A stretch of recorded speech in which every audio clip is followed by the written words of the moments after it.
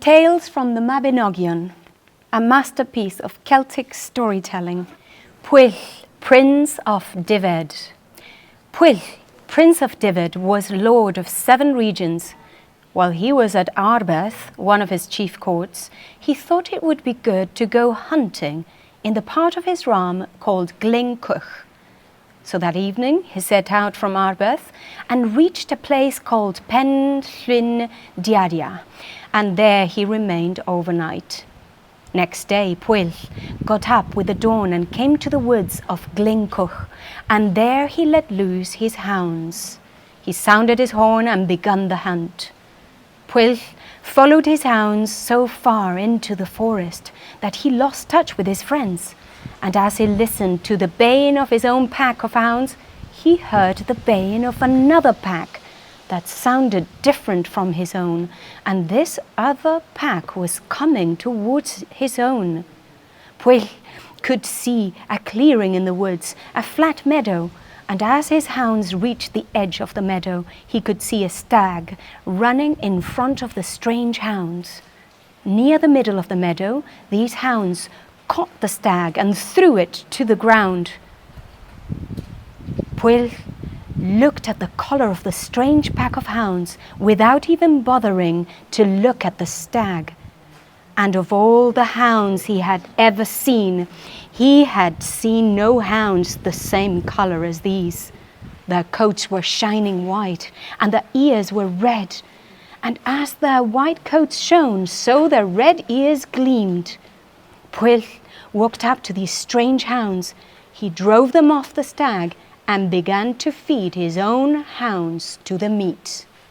While he was busy feeding the hounds, Pwyll saw a knight ride up after the strange hounds on a large dapple-grey horse. He had a horn hanging from his neck, and he wore a hunting cloak of light-coloured material. The knight came up to Pwyll and said to him, "Lord, I know who you are, but I'm not going to greet you." "Is that so?" said Pwyll. "Perhaps you're so noble you don't have to greet me." "You can be sure," said the knight, "that it's not my nobility that prevents me from greeting you." "Then what prevents you, my lord?" asked Pwyll. "God knows," he said. "It's your impertinence." "What impertinence have you seen in me, my lord?" asked Pwyll. "I never saw a greater lack of courtesy in anyone," said the knight, "than that you should drive away the hounds that killed the stag and set your own hounds upon it. Although I'm not going to avenge myself upon you, I'll dishonor you, as if you had killed 100 stags. Now, my lord," said Pwyll, "if I've wronged you, I'll buy your friendship." "How?" he asked. "According to your rank, whoever you are." "I'm a crowned king in the country I come from." "My lord," said Pwyll, "good day to you. From what country do you come?" "From the Otherworld," he replied. "I am Arawn, king of the Otherworld." "My lord," he said, "in what way can I win your friendship?" "This is the way," said Arawn. "There's a man whose kingdom lies next to mine, and he's always causing me trouble. His name is King Halfdan. If you will put an end to his enmity, a thing you can easily do, I will be your friend." "I'll do that gladly," said Pwyll. "And now tell me how I'll do it." "Like this," the king replied. "I'll be your good friend and arrange for you to take my place in the other world. And I'll give you the most beautiful woman you've ever seen to live with. I'll make you look exactly like me, so that no servant or officer or anyone who has ever met me will guess that I'm not there. Things will remain like this for a year and a day. Then we'll meet again here." "Good," said Pwyll. "But if I'm to be in your kingdom for a year, how will I find this man you speak of?" "I have arranged," said the king, "to meet him at the ford 1 year from tonight. You will be there looking exactly like me. Strike him once only. He cannot live after being struck. And however much he might beg you to strike him a second time, do not agree to it. However many blows I gave him, he'd still be able to fight as well as ever on the following day. "Good," said Pwyll, "but what shall I do with my own ram?" "I'll arrange things so that no one in your ram can tell the difference between us," said Arawn. "I'll go there in your place." "I agree gladly," said Pwyll, "and now I'll set out for your kingdom." "Nothing will hinder you on your way to my kingdom," said the king. "I'll come with you to show you the way." Arawn accompanied Pwyll until he could see the court and the houses where Arawn's people lived. "There you are," said the king. "The court and kingdom are yours. Now proceed to the court. Everyone there will know you, and as you see their way of doing things, you'll get used to it." Pwyll went on to the court.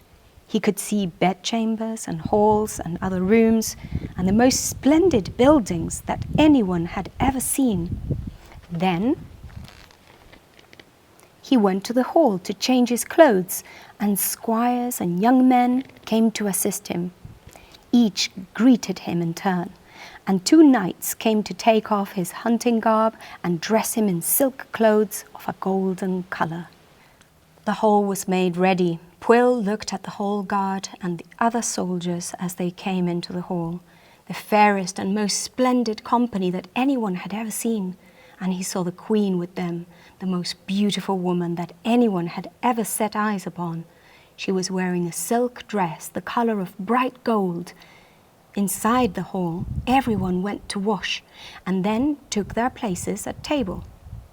The queen sat on one side of Pwyll, and an earl, as he imagined, sat on the other. Pwyll and the queen began to talk, and while he was talking with her, he thought he had never met a woman less pretty or more gracious. They spent the time eating and drinking and listening to songs, and of all the courts that Pwyll had seen on earth, this had the greatest spread of food and drink, the greatest abundance of gold vessels and priceless gems. So the time came for them to go to sleep, and off they went, Pwyll and the queen. As soon as they got into bed, Pwyll turned to face his side of the bed so that he had his back to the queen. The next day, they were affectionate and friendly to one another. But however affectionate they were during the day, every night was exactly the same as the first night. Pwyll spent the year hunting, listening to songs, eating and talking with his friends until the night of the combat. And that night, everyone in the kingdom of the Otherworld thought as much about the combat as did Pwyll himself. Pwyll made his way to the meeting place, accompanied by his noblemen. As soon as he reached the ford across the river, a knight stood up and said, "Now, men, listen carefully. This combat is between 2 kings. Each claims the other's land. All you can do is stand to one side and let them decide it." At this, the 2 kings rode to the middle of the ford to meet one another. Pwyll struck Hafgan such a blow on the boss of his shield that it split into 2 halves and his armour smashed, and Hafgan himself was thrown to the ground a lance and arm length behind the rump of his horse. He was mortally wounded. "Oh, my lord," said Hafgan, "what right have you to kill me? I wanted nothing of yours. I know of no cause for you to kill me, but, for God's sake, finish what you have begun." "My lord," said Pwyll, "maybe I'll regret doing what I've done to you, but ask someone else to kill you. I'm not going to do it." "Loyal men," said Hafgan, "take me from here. I'm at death's door. I can no longer look after you." "And my noblemen," said Pwyll, "take counsel. Decide which of these men ought to be my vassals." "Lord," said the noblemen, "they should all be your vassals, for there is no other king in all the other world but you." "Good," he said, "I will receive whoever submits himself to me, and whoever does not will be forced by the sword to do so." Hearing this, all Hafgan's men yielded to Pwyll, and he took control of the kingdom. By noon on the following day, he was recognized everywhere as ruler of the two kingdoms, his own and that of Hafgan. That evening, Pwyll rode to Glyn Cwch, and his appointed meeting, Arawn, king of the Otherworld, was already waiting for him. The two were happy to see one another. "Indeed," said Arawn, "may God reward you for your friendship. I have heard about it." "Fine," said Pwyll. "When you reach your own country, you'll see what I've done for you." "May God reward you for everything you've done for me," said Arawn. Then Arawn gave back to Pwyll, Prince of Dyfed, his own shape and appearance, and he himself resumed his own shape and appearance. Then Arawn rode toward his court in the other world, and it gave him great joy to see his people and his guard again, for he had not seen them for a year. But they had not missed him, and for them there was nothing new in his return. He passed that day in complete happiness, sitting and talking with his wife and noblemen until it was time for everyone to go to bed. Arawn went to bed and his wife followed him. The first thing he did was to talk to her and turn to her. She had not been used to this for a year, and she thought, "What's this? Why is he different tonight from the way he's been for a year?" And she thought for a long time. Arawn woke from a short sleep and spoke to his wife once, twice, 3 times, but he received no answer. Why won't you talk to me?" he asked. "Well," she answered, "I've not talked this much with you in this bed for a year." "What?" he said. "We've talked a lot together." "I swear," she said, "for a year from last night, from the moment we'd go to bed, I've had no warmth from you, no words, nor your face to me, not to mention anything else." Then Arawn thought, "Indeed, I've had the friendship of a strong and honest man." Then he said to his wife, "My lady, don't get annoyed now, but as God's my witness, I've not slept with you for a year from last night." And then he told her the whole story. "Indeed," she said, "you've found yourself a true friend, since he's withstood a temptation like that, and been faithful to you." "Yes, indeed, my lady," he said. "I was thinking about that while I was silent." "And no wonder," she said. Meanwhile, Pwyll, Prince of Dyfed, returned to his own realm and country. He soon asked the important people of the country how his government during the last year had been compared with previous years. "Lord," they said, "your courtesy was never greater. You were never so kind, never so generous, and things have never been in better order than they've been this year." "As God's my witness," he said, "you should thank the man who has been here with you. This is what happened." And then Pwyll told them the whole story. "Fine, Lord," they said. "Thank God you enjoyed that kind of friendship.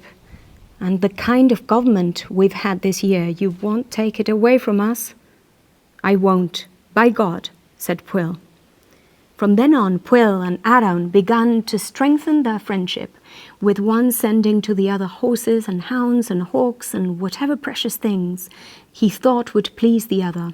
And because Pwyll went to the other world that year and ruled there so successfully, he made 2 kingdoms one through his bravery. He came to be called Pwyll, King of the Other World.